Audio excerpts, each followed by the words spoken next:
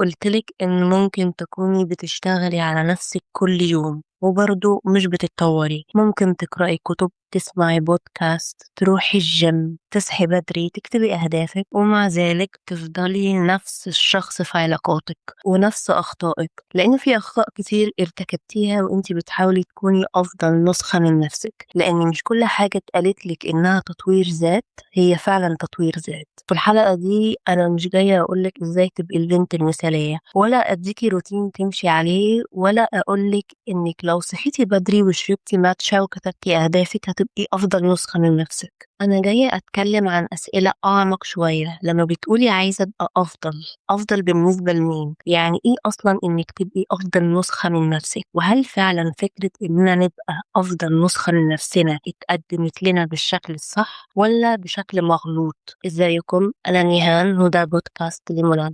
عملت البودكاست ده عشان أساعد البنات إنها تطور من نفسها ومن ذاتها بعيدا عن التنمية البشرية المزيفة، ويكون عندهم وعي.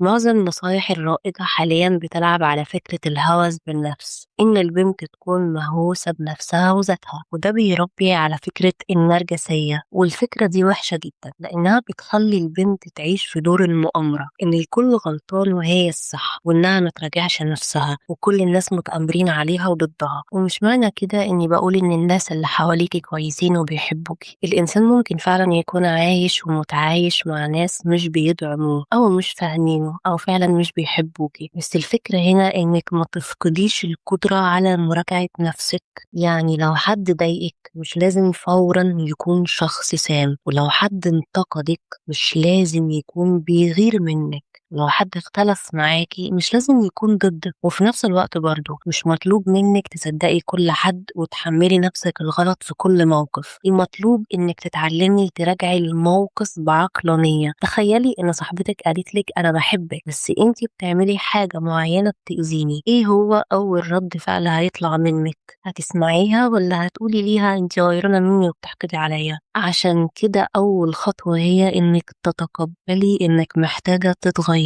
تقبل فكرة انك محتاجة تتغيري مش بيبدأ من انك تقولي خلاص انا هكون انسانة جديدة، بيبدأ من انك تبطلي تدافعي عنها طول الوقت. لان لازم تفرقي بين انك تكوني عارفة نفسك وتحطي حدود للناس، وانك تستخدمي دور الضحية والمؤامرة من انك تهربي من مواجهة عيوبك. هنا انت مش بتحمي نفسك، انت بتحرمي نفسك من فرصة انك تتطوري، من فرصة انك تكوني افضل نسخة من نفسك. ومع الوقت من غير ما تاخدي بالك بتبني لنفسك قصة مريحة جدا: انا كويسة، انا فاهمة نفسي، وكل اللي حواليا هم المشكلة، كل اللي حواليا بيغيروا مني، بيحقدوا عليا. لازم تسمحي لنفسك انك تسأليها كل شوية: هو ممكن انا فعلا اكون غلطت؟ هو ليه اكتر من شخص قال لي نفس الملاحظة؟ دي اول خطوة واهم خطوة لازم تعمليها، لان انا شايفة ان صناع محتوى كتير بيربوا في البنات فكرة النرجسية والهوس بالذات. عارفين ليه؟ لان فكرة ان الانسان يعترف انه غلط او محتاج يحسن من نفسه ابدا مش مريحة. وده هياخدنا لتاني نقطة: ان الانسان يطور من نفسه ويشتغل على حاله عشان يكون شخص سوي نفسيا ليه وللي حواليه، عشان يكون شخص مسؤول عن نفسه، ابدا شيء مش سهل.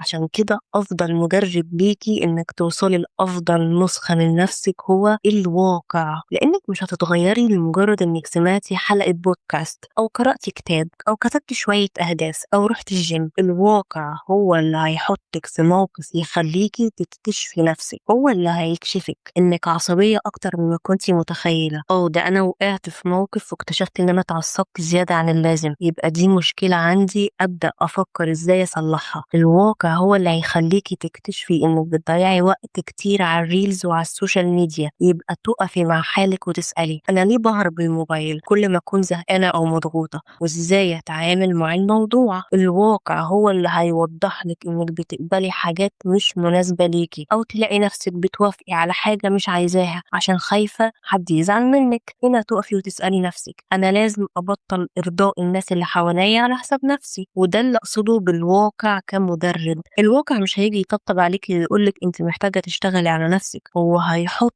في الموقف ويخلّي تصرفاتِك تظهر قدّامِك، وأنتِ عليكِ إنِّك تكوني عندِك صدق مع نفسِك كفاية إنِّك تشوفي عيوبِك وتصلّحي منها، لإن ممكن كلنا نتكلم عن النضج وعن الحدود وعن حب الذات وعن الثقة بالنفس، كلنا أساتذة في الكلام وإلقاء المحاضرات على بعض، لكن في الآخر الواقع هو الامتحان الحقيقي. الكتب ممكن تساعدك، سماع البودكاست، كل ده ممكن يساعدك، لكن كل ده يفضل مجرد معرفة لحد ما تتحطي في موقف حقيقي. المعرفة مهمة جدا، بس قيمتها الحقيقية بتظهر لما بتتحول لسلوك. وعشان كده ما تقيسيش تطورك بعدد الكتب اللي قرأتيها، ولا بعدد البودكاست اللي سمعتيها، ولا بعدد المعلومات اللي انت قرأتيها. قيسي تطورك بطريقة تعاملك مع الواقع، قيسي تطورك بطريقة تصرفك في المواقف. عارفة ان العصبية غلط، عارفة ان ارضاء الناس غلط، عارفة انك لازم تحطي حدود، عارفة ان الشخص ده توكسيك ولازم تنفصلي عنه، عارفة، بس ما بتطبقيش على ارض الواقع. المهم انك لما تيجي لحظة الاختبار تعرفي تعملي. طيب حلو، ازاي افرق بين حاجة فعلا محتاجة اشتغل عليها وحاجة الناس اللي حواليا مش متقبلينها فيا لمجرد انها مش متوافقة مع معايير المجتمع؟ اتعلمي انك تفرقي بين انك محتاجة تتغيري وانك بتحاولي تغيري نفسك عشان ترضي الناس والمجتمع. يعني مثلا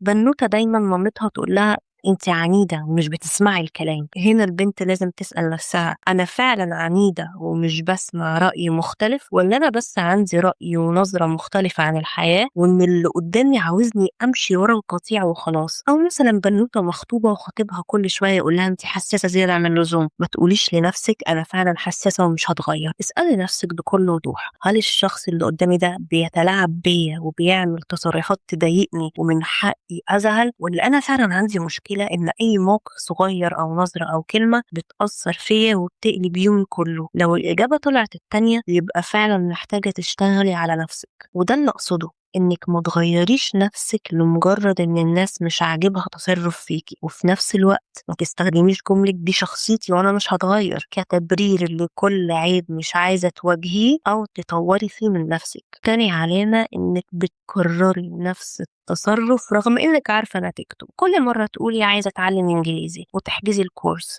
والمصادر اللي هتتعلمي منها، وفي الاخر تقولي هبدأ بكرة، اصل الجو حر، اصل الجو ساقع، خلاص هبدأ من اول الشهر عشان احب ابدأ بداية منظمة بقى والحماس. يجي اول الشهر تقولي اصل فقدت الشغف، اصل كسلانة، اصل حرانة، اصل سقعانة، اصل تعبانة، وبعدين الشهر يخلص والحاجة ما تتعملش وتزعلي من نفسك وتفضلي تعيدي نفس السيناريو رغم انك عارفة نهايته ايه. كل مرة تقولي لنفسك المرة دي هتغير من غير ما تغيري اي حاجة في الطريقة اللي بتعملي بيها الحاجة اصلا. نفس الاشخاص، نفس القرارات، نفس ردود الافعال، نفس التفكير، نفس العقلية، نفس النتيجة، وبعدها تستغربي ان النتيجة اتكررت. وعشان كده تكرار نفس النتيجة مش دايما معناه ان الدنيا ضدك، احيانا بيكون ان كل مرة مستنية من الحياة تديكي نتيجة مختلفة من غير ما تغيري الحاجة اللي بتوصلك لنفس النتيجة. وده هيودينا لتالت نقطة، انك توصلي لأفضل نسخة من نفسك لازم تفهمي ان الحياة مش لحظة حماس. مش لازم عشان توصلي لأفضل نسخة من نفسك ان كل يوم تصحي تشربي ايس كوفي او ماتشا او تولعي شمعة وتكتبي اهدافك، ولا ان حياتك تبقى ماشية بنظام مثالي من اول ما تصحي لحد ما تنامي. ممكن جدا تكوني بتصحي بدري، تروحي الجيم، تكتبي اهدافك كل يوم، وبرضه بتتهربي من مسؤولياتك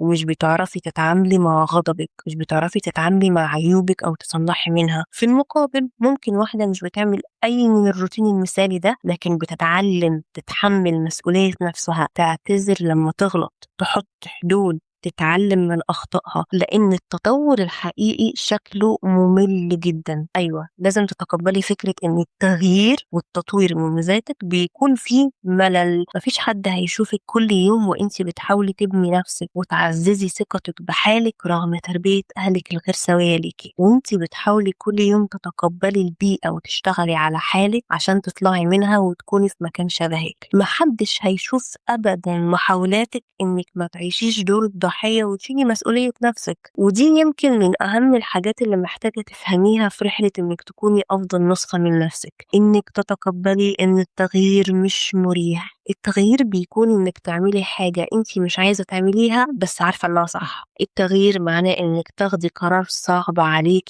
بس هو اللي هيريحِك قدّام. التغيير إنِّك تعترفي إنِّك غلطانة بدل ما تفضلي تدوّري على مُبررات، إنِّك تكمّلي حاجة بدأتيها حتى بعد ما الحماس يختفي. ممكن يكون أصعب من كده إنِّك تتقبّلي إن بعض الحاجات اللي نِفْسِك تغيّريها مش هتتغيّر في أسبوع ولا شهر، ممكن تحتاج منِّك وقت طويل جدًا. عشان كده ما تستنيش إن التغيير يحسسِك طول الوقت إنِّك بتتقدّمي. أحيانًا أنتِ بتتقدّمي وأنتِ حاسة إن ما فيش حاجة بتحصل، بس بعد فترة تلاقي إن الموقف اللي كان زمان بيوقّعِك بقيتِ بتتعاملي معاه بشكل مختلف، وهو ده التغيير الحقيقي. مش إن حياتِك تبقى أسهل ولونها وردي وبمبي، ولا إنِّك توصلي لمرحلة ما فيش حاجة بتضايقِك. التغيير الحقيقي إنِّك تكوني بتتعاملي بشكل أذكى، بقيتِ تعرفي إمتى تتكلمي وإمتى تسكتي، إمتى تواجهي وإمتى تبعدي، إمتى تدافعي عن نفسِك وإمتى تعرفي إن الموضوع مش مستاهل طاقتِك. بقيتِ تعرفي إمتى المشكلة فعلًا في اللي قدامِك وإمتى محتاجة تُقفي مع نفسِك وتشوفي أنتِ عملتِ إيه غلط،